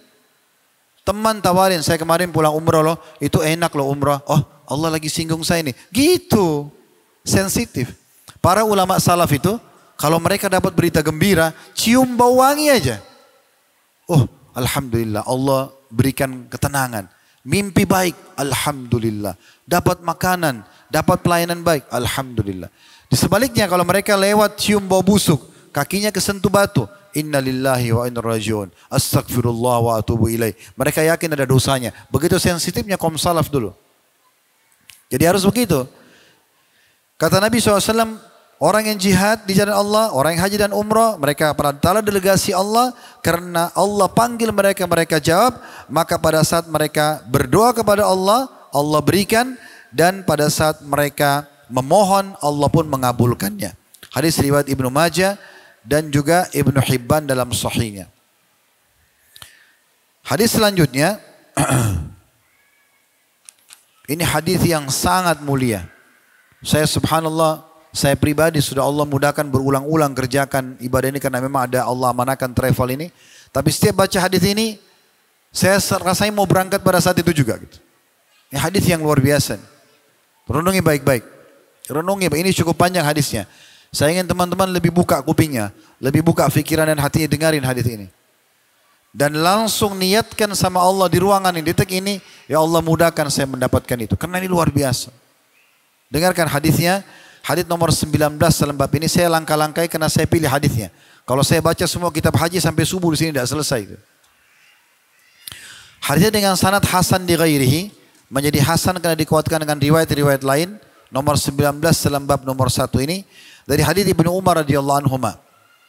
Dia berkata, "Kuntu jalisan ma'an Nabi sallallahu alaihi wasallam fi Masjid Mina." Satu hari aku pernah duduk bersama Nabi sallallahu alaihi wasallam di masjid di Mina. Lagi melaksanakan ibadah haji. Fa'atahu rajulun minal ansari wa rajulun min Thaqif. Maka datang kepada Nabi SAW satu orang laki-laki dari suku Ansar dari Madinah dan satu lagi dari Thaqif, suku Thaqif. Fasallama thumma qala.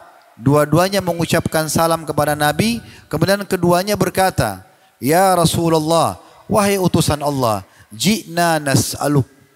Kami datang kepada Anda untuk bertanya."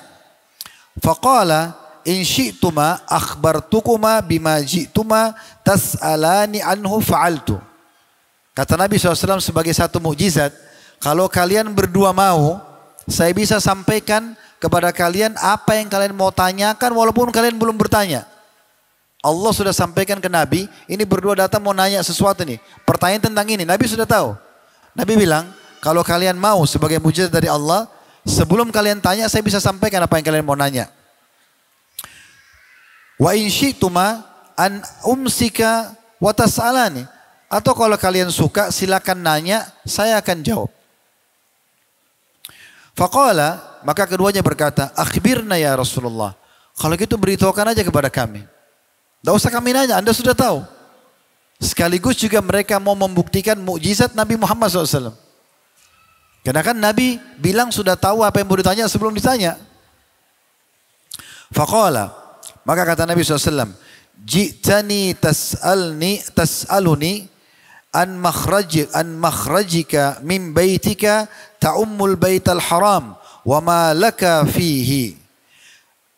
Aku tahu kamu keluar datang ke sini bertanya tentang pahala apa yang kamu dapatkan pada saat keluar dari rumahmu dan bermaksud untuk mendatangi Baitullahil Haram. Ini ke Mekah, ini ke Masjid Haram, apa dapat apa saya?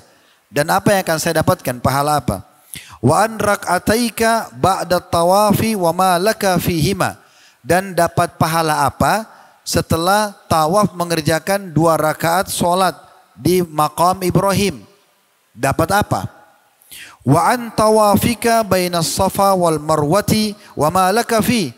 Dan juga jalan antara Safa dan Marwah dan apa pahalanya? Apa yang akan saya dapatkan? Wa an ukufika ashiyata Arafata wa ma laka fi. Dan pada saat ukuf di Arafah juga, lalu apa yang akan saya dapatkan? Wa an ramyikal jimara wa ma laka fi. Dan juga pada saat melontar jumrah dan apa yang aku dapatkan? Wa an nahrika wa ma laka fi. Dan juga tentang sembelihan atau kurban dan apa yang aku dapatkan. Ma'al ifadha. Ya. Dengan juga mengerjakan tawaf ifadha. Tawaf wajibnya haji. Faqala. Maka berkatalah salah satu dari 2 orang tadi. Walladhi ba'athaka bilhaq. La'an hadha ji'tu as'aluk. Demi zat yang telah mengutus anda dengan benar. Benar-benar ini yang aku mau tanyakan. Orang itu kaget. Ternyata apa yang dia mau tanya terinci Nabi sudah tahu. Ini mukjizat dari Allah SWT untuk Nabi SAW. Qala, maka kata Nabi SAW jawab, fa innaka idza kharajta min baitika ta'ummul baital haram la tada'u naqatuka khuffan wa la tarfa'uhu illa kataballahu laka bihi hasana wa maha anka khati'ah. Ketahuilah tentang engkau keluar dari rumahmu dan engkau bermaksud untuk mendatangi Baitullah ke Masjidil Haram, mau salat kah, mau tawaf kah, mau sa'i, mau umrah gitu kan, atau haji, maka ketahuilah tidak ya engkau atau hewan ternakmu meletakkan, di sini lafadznya adalah tidaklah untamu meletakkan kakinya ataupun mengangkatnya, kecuali akan dicatatkan untukmu 1 langkah kaki hewan tungganganmu itu 1 pahala. Dan dihapuskan darimu 1 dosa. Dalam riwayat lain, langkah kakimu sendiri juga akan mengangkat mendapat 1 pahala, dihapuskan 1 dosa. Wa amma rak'ataka ba'da tawafi ka'idki rakabatin min bani Ismail. Adapun pada saat kamu sholat 2 rakaat di belakang maqam Ibrahim, sunnahnya sholat habis tawaf 7 kali. Rakaat pertama baca Al-Fatihah sama Al-Kafirun, rakaat kedua baca Al-Fatihah sama Al-Ikhlas. Itu pahalanya 2 rakaat itu, 2 menit, 3 menit, pahalanya sama dengan membebaskan 1 budak dari keturunan anak Ismail. Begini memahaminya. Bilal tahu ya, budak bukan dulu. Siapa yang bebasin? Abu Bakar. Sudah paham belum teman-teman sekalian? Waktu Bilal jadi budak, susah sekali ibadah. Umayyah siksa, nggak boleh ibadah. Disiksa. Begitu Abu Bakar bebasin, bebas. Semenjak itu Bilal bebas ibadah. Menjadi muazzin Nabi, menjadi panglima perang Nabi, menjadi panglima perang di masa Umar. Ya, banyak sekali pahalanya. Orang kalau sholat, makmum dapat pahala masing-masing. Imam dapat pahala makmum. Muazzin dapat pahala semuanya karena dia yang panggil. Berarti Bilal panen pahala semua sahabat yang ikut sholat bersama Nabi SAW. Dan Abu Bakar panen pahala Bilal, karena dia yang bebasin. Itu bebasin budak luar biasa. 2 rakaat di belakang maqam Ibrahim, 2-3 menit, pahalanya sama bebasin 1 budak dari anak Ismail. Ini hanya di sana nih. Pahalanya cuma didapat di belakang maqam Ibrahim. Wa amma tawafuka bis Safa wal Marwati ka'itqi 70 raqabah. Sementara jalanmu antara Safa dan Marwah, dari Safa ke Marwah 1, Marwah ke Safa 2, kan 7 kali. Safa ke Marwah 3, Marwah ke Safa 4, Safa ke Marwah 5, Marwah ke Safa 6, terakhir Safa ke Marwah 7. Ini kata Nabi SAW, pahalanya 7 kali bolak-balik itu, sudah olahraga, segar, semua yang sudah pernah sa'i tahu itu. Enak banget jalan, badannya sehat. Ya, ada satu ibu datang ikut sama saya kemarin Ramadan, sehingga saya umurnya sudah 60 tahun lebih, hampir 70 tahun. Anaknya sampai bawain kursi roda segala macam. Bawain kursi, subhanallah, ikut ke Palestina baru ikut umrah Ramadan. Dilepas kursinya. Gak pakai kursi lagi, jalan, sehat. Dia bilang, saya Ustaz, alhamdulillah saya sehat di sini. Masya Allah. Kuasa Allah SWT. Jalan antara Safa dan Marwah, pahalanya 7 kali itu sama bebasin 70 budak. 70 budak. Jadi Safa ke Marwah yang kurang dari 1 kilometer itu 10 budak.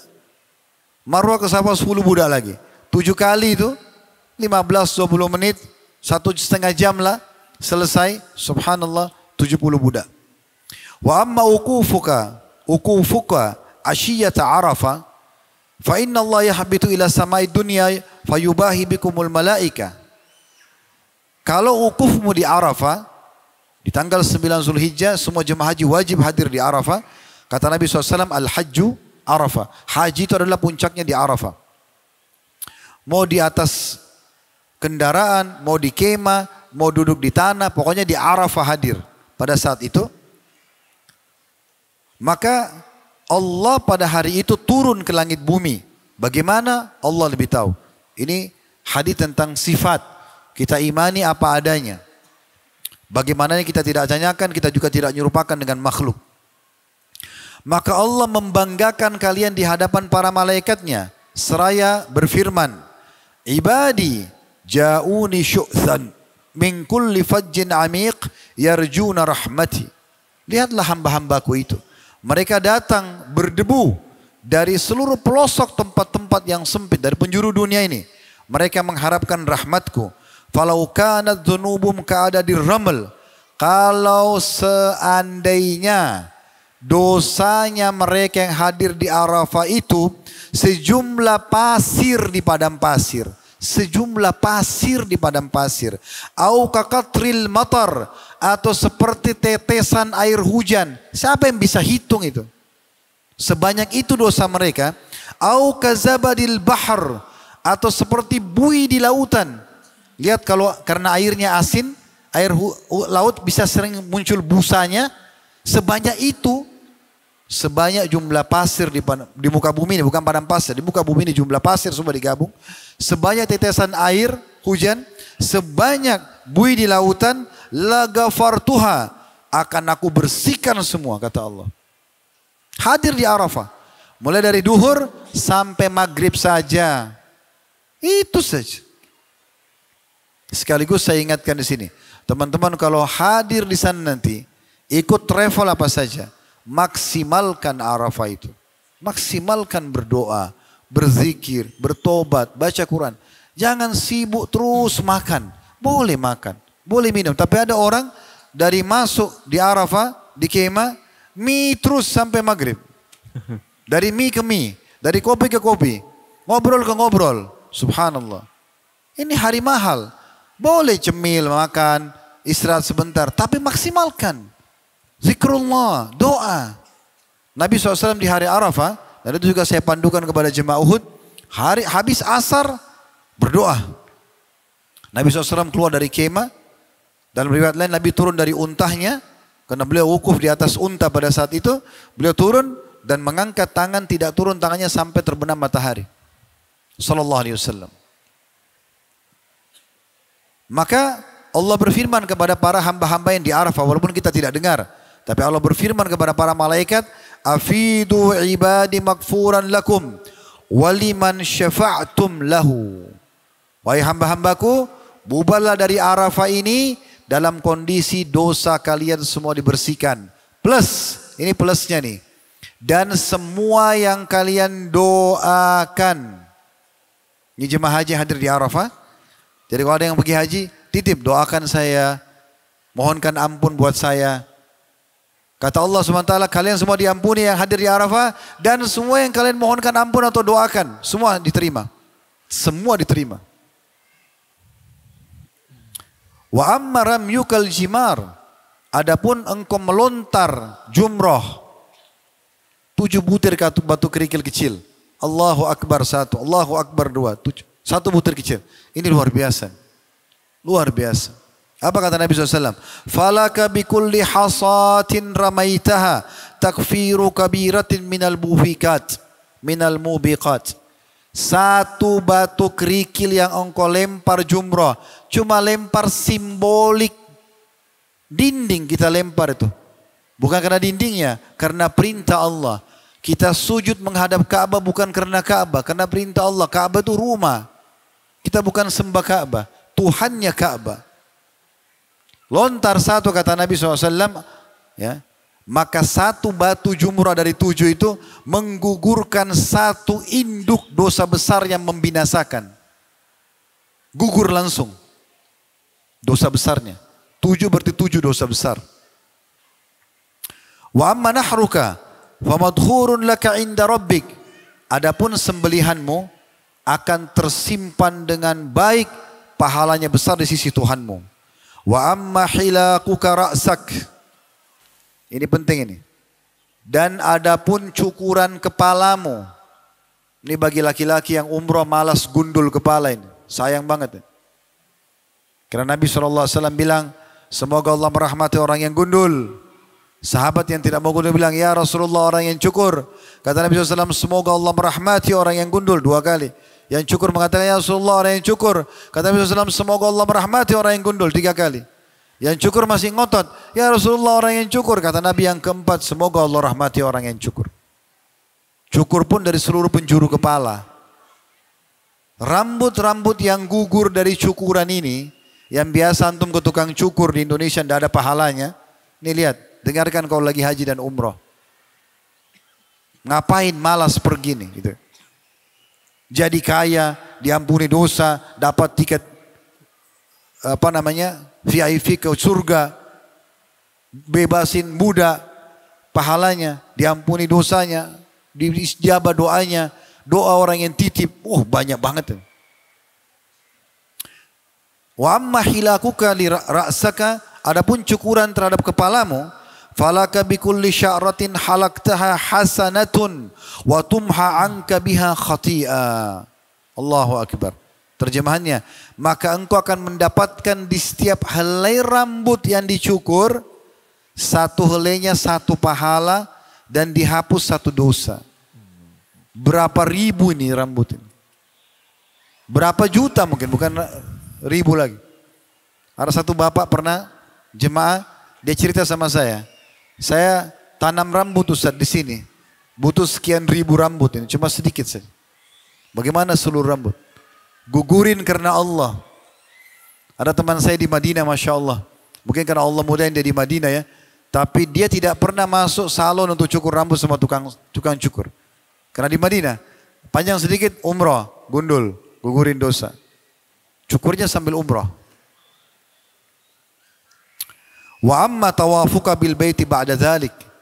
Adapun tawafmu, tawaf ifadah, tawaf wajibnya haji. Jadi tanggal 8 Zulhijjah masuk ke Mina, sunnahnya begitu. Nginap sampai besok hari Arafah, ke Arafah dari mulai menjelang duhur sampai maghrib. Malamnya ke Muzdalifah tanggal 9. Tanggal 10 hari Raya Idul Adha berkurban, ya, Jumrah Aqabah, dan juga kita melakukan ini tawaf ifadah namanya, tawaf wajibnya haji. Fa innaka tatufu wala dzambalak. Di saat kau kerjakan tawaf ifadah dan selesai, dosamu semua habis. Ya'ti malakun hatta yadau yadayhi baina katifaik fayaqul, Allah akan datangkan malaikat yang memegang pundakmu. Kita mungkin tidak lihat dan tidak rasakan, tapi begitu penyampaian Nabi SAW dan kita yakini itu. Malaikat Allah datangkan memegang pundakmu seraya dia mengatakan berita gembira untukmu. I'mal fima tastaqbil faqad ghufira laka ma madha. Sekarang silakan buat amalan-amalan baru, amalan soleh yang banyak. Bukan amalan baru tidak ada syariatnya, tapi amalan yang selain yang pernah kau kerjakan perbanyak sekarang karena semua dosamu sudah bersih. Ini hadis agung sekali. Hadis yang paling panjang berhubungan dengan masalah keutamaan haji dan umrah. Ini hadis diriwayatkan Ibnu Hibban dalam sahihnya. Hadis nomor 20 mirip ini, sedikit saya tambahkan. Dari hadis Ubadah bin Samit radhiyallahu anhu, bahwasanya Rasulullah SAW bersabda, "Fa innalaka minal ajri idza amamtal baital atiqa." Engkau akan mendapatkan pahala pada saat engkau mendatangkan rumah Allah Ka'bah. "Alla tarfa'u qadaman aw tadaha anta wa dabbatuka illa kutibat laka hasana." Ketahuilah tidak ada langkah kaki yang kau lakukan atau jalan dan juga hewan tungganganmu kecuali masing-masing akan dicatatkan satu pahala dan dihapuskan satu dosa. Maaf, kutiba laka hasanah, dicatatkan bagimu satu pahala setiap langkah, kamu satu pahala, tungganganmu satu pahala. Dari mulai keluar dari rumah ya. Wa rufi'at laka darajah, dan diangkat satu derajat. Jadi tidak disebutkan sini pengampunan dosa. Dicatat pahala, diangkat derajat. Wa amma wuqufuka bi Arafah, adapun kamu wukuf di Arafah, fa inna Allah azza wajalla yaqulu li malaikati. Sesungguhnya Allah berfirman, Allah yang Maha Mulia dan Maha Tinggi berfirman pada para malaikat di hari Arafah, "Ya malaikati, wahai para malaikatku." Ini jamak ya, miliaran malaikat, miliaran. Malaikat itu jamak daripada malak. Kalau malak satu, malaikat berarti semua malaikat. Malaikat ini miliaran, jumlahnya berlipat-lipat ganda dibandingkan manusia. Yang dampingi kita 3 malaikat. Amal baik, catatan amal buruk, dan 1 malaikat hafadhah, penjaga. Jumlah manusia sekarang 7 miliar lebih. Malaikat berarti 3 kali lipat yang dampingi manusia. Belum yang tiup ruh, belum yang cabut ruh, belum yang ngatur populasi hewan, yang ngatur pohon-pohon, yang mengatur lautan, yang mengatur pergantian siang malam, musim, banyak banget itu. Semuanya dipanggil oleh Allah SWT. Maja bi'ibadi. Allah sudah tahu, tapi Allah tanya malaikatnya. Apa kira-kira sebabnya hamba-hambaku itu datang di Arafah? Ngapain mereka di sini? Qalu, para malaikat menjawab, ja'u yaltamisuna ridwanaka wal jannah. Mereka datang ya Allah berharap ridhamu, kasih sayangmu, rezekimu, karuniamu, dan berharap masuk ke surgamu. Fayaqulullah azza wa jal, maka Allah yang Maha Mulia dan Maha Tinggi berfirman, fa inni ushhidu nafsi wa khalqi anni qad ghafartu lahum.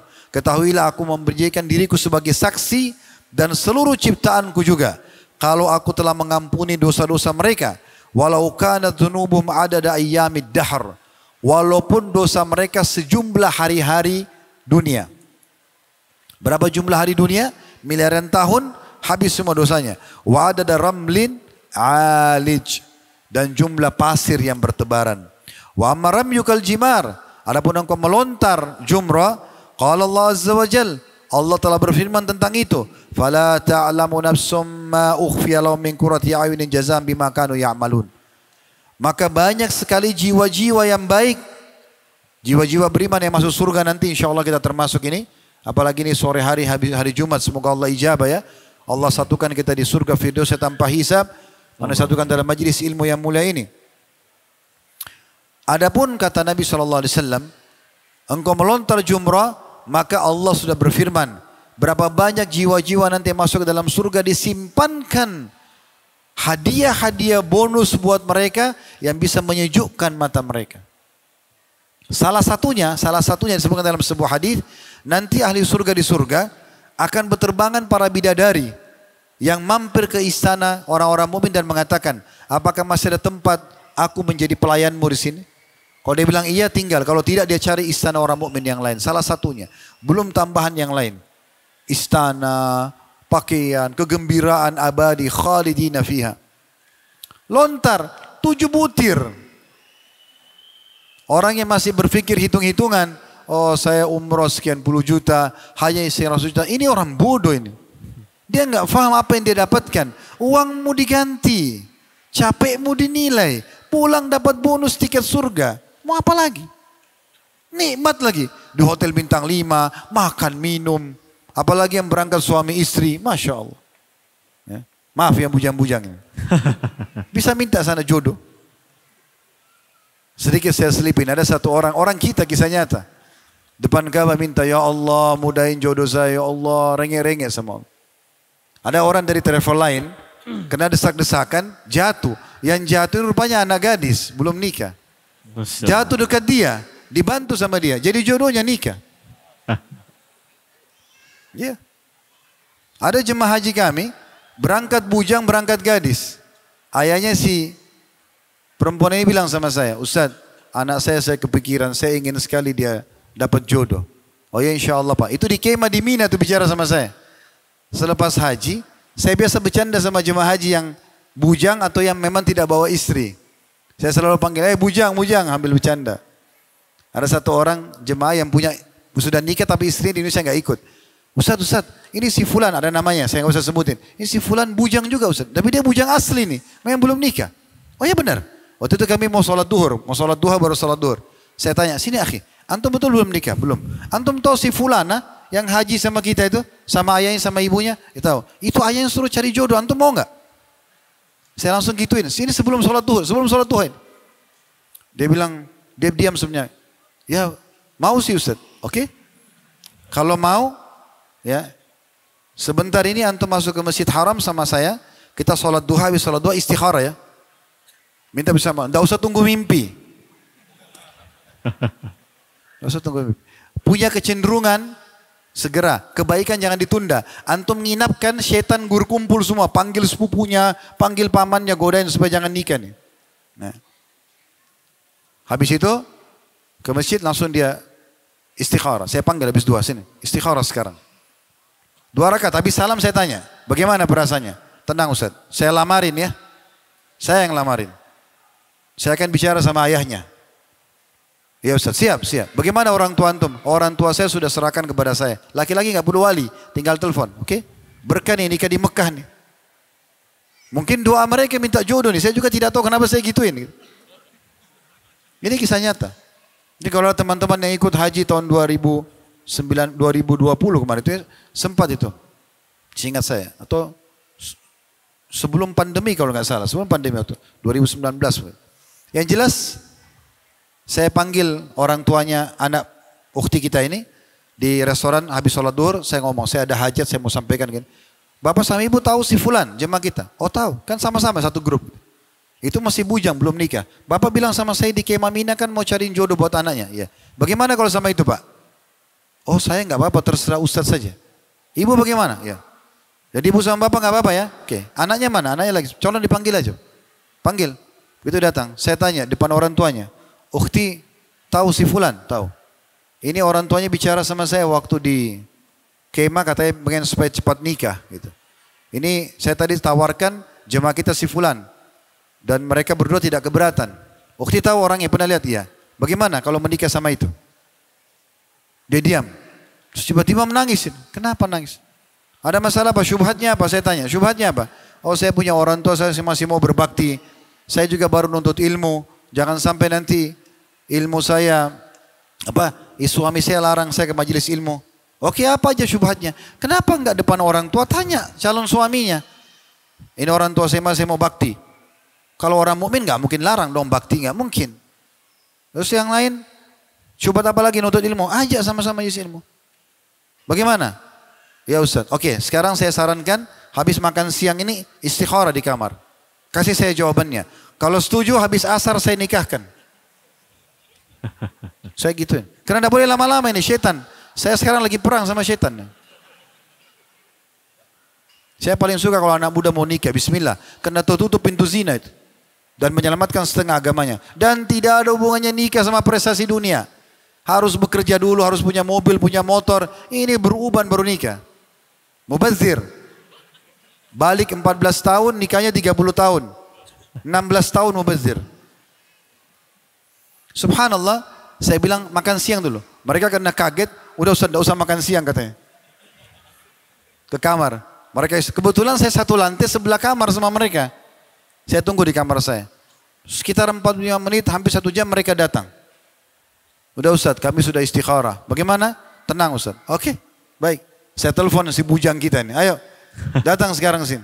Calon antum sudah siap nih. Datang, silakan ngobrol. Ini ada walinya perempuan. Syubhatnya apa tanya? Saya mau bakti orang tua, saya mau begini. Semua dijawab. Oh iya saya juga setuju, saya juga nuntut ilmu. Selesai. Udah ya? Udah. Habis asar kita nikah ya? Oke, siap-siap sekarang. Waktu itu sudah 2:30, 3:30 azan asar. Habis asar saya ada taklim sama jemaah. Habis asar sebelum taklim saya bilang, ada berita gembira. Ada jemaah kita yang akan nikah insya Allah sore ini. Oh siapa Ustaz? Fulan sama Fulana. Oh Masya Allah. Datang pengantin duduk. Saya sudah suruh panitia tim Uhud tur untuk siapin makanan, snack, minuman. Akad nikah situ. Alhamdulillah. Tadinya datang bujang sama gadis, pulang sudah suami istri. Kata jemaah, biasanya kami kalau di lift jauh-jauhan tuh Ustaz. Sekarang sudah gandengan tangan. Kan suami istri. Pulang baru adakan acara. Subhanallah. Begitu mudah. Selingan tapi panjang ceritanya. Baik. Itu gambaran tentang masalah hadis tadi. Kemudian yang hadis yang terakhir yang akan saya bahas di sini teman-teman sekalian. Hadis mulia juga. Ini luar biasanya kalau sampai antum lagi melaksanakan ibadah haji dan umrah, kemudian wafat. Ini hadis terakhir kita. Antum lagi ihramkah atau dalam perjalanan, meninggal. Baik lagi melaksanakan atau sudah melaksanakan. Apa keutamanya, dengarkan. Ini hadis ke-21 dalam bab ini. Dengan sanad sahih di ghairi, menjadi sahih karena dikuatkan dengan riwayat-riwayat lain. Dari hadis Abu Hurairah radhiyallahu anhu, bahwa Rasulullah SAW bersabda, Man kharaja hajjan famat, kutiba lahu ajrul haji ila yaumil qiyamah. Wa man kharaja mu'tamiran famat, kutiba lahu ajrul mu'tamiri ila yaumil qiyamah. Wa man kharaja ghazian famat, kutiba lahu ajrul ghazi ila yaumil qiyamah. Barang siapa, renungi baik-baik ya. Barang siapa yang keluar untuk pergi haji lalu meninggal dunia, datang ajalnya, maka dicatat baginya pahala orang yang berhaji hingga hari kiamat. Terus setiap tahun dapat pahala haji, walaupun dia sudah mati, sampai hari kiamat. Berapa ratus tahun lagi, berapa ribu tahun lagi tetap dapat pahalanya. Padahal cuma sekali haji itu. Dan barang siapa yang keluar untuk pergi berumrah, lalu meninggal dunia, maka dicatat baginya pahala orang berumrah hingga hari kiamat. Dan barang siapa yang keluar untuk berperang lalu meninggal dunia, maka dicatat baginya pahala orang yang berperang jihad hingga hari kiamat. Hadis sahih diriwayatkan oleh Abu Ya'la dari riwayat Muhammad bin Ishaq, dan semua perawinya thiqah atau terpercaya. Dan dalam bab ini banyak sekali. Kira-kira teman-teman, adakah orang tidak bisa meraih kebahagiaan dengan semua keutamaan ini? Terbalik. Umroh dan haji, jangan lihat biayanya. Tidak usah lihat biayanya. Karena itu transaksi antara antum sama Allah. Travel itu mirip sama orang miskin. Mereka cuma wasilah saja. Antum kasih orang miskin, bukan sebenarnya dia tujuannya. Supaya sedekah antum dibawa ke timbangan amal antum. Itu kata Fudail bin Iyad rahimahullah. Seorang tabi'in. Beliau mengatakan apa? Pada saat dia bagi-bagi hadiahnya lalu dia mengatakan, lihatlah orang-orang ini pergi membawa amalku, sedekahku ini, ketimbangan amal tanpa diupah sedikit pun. Jangan pernah antum bersedekah, lalu antum berpikir, oh dia yang butuh sama saya. Tidak, kita yang butuh dengan itu. Kita yang butuh dengan para fakir miskin. Kita yang butuh pada teman-teman travel itu. Kita yang butuh dengan teman-teman yayasan sosial itu. Karena dengan mereka kita bisa melakukan amal kita. Begitu pemahamannya. Jadi kita harus paham masalah ini. Maka bersangka baik teman-teman sekalian. Dan optimis. Mudah-mudahan Allah subhanahu wa ta'ala tidak menyisakan satupun yang ada di ruangan ini. Dan ikuti juga acara kita live. InsyaAllah Allah mudahkan haji dan umrah berulang-ulang insyaAllah. Dan Amin. semuanya diterima dengan pahala yang sempurna. Amin. Fadal. Insyaallah. Baik Ustaz, mungkin bisa ada beberapa kesimpulan sebagai penutup. Intinya selagi masih muda, masih ada kesempatan, jadikan umroh dan haji ini sebagai tujuan utama kita dalam melaksanakan perjalanan. Berprasangka baik pada Allah, berserah diri kepada Allah, yakin bahwa Allah ampuni dosa-dosa kita. Dan yang terakhir, keyakinan adalah modal dasar, innama a'malu binniyat. Order dan minta merengek kepada Allah, insya Allah Allah akan kabulkan. Ya, terima kasih Ustadz atas nasihatnya, atas dialognya, pembicaraan pada sore hari ini. Insya Allah bisa bermanfaat untuk kita semua dan bisa menjadi motivasi untuk teman-teman di sini, dan mudah-mudahan kita semua yang sudah memiliki niat atau mungkin ingin kembali lagi ke Tanah Suci bisa sama-sama kita terkabul untuk berangkat dan meraih kebahagiaan dari haji dan umroh. mungkin bisa kita tutup dengan kafaratul majelis ya. Baik, subhanakallahumma bihamdika asyhadu an la ilaha illa anta astaghfiruka wa atubu ilaik. Wassalamualaikum warahmatullahi wabarakatuh.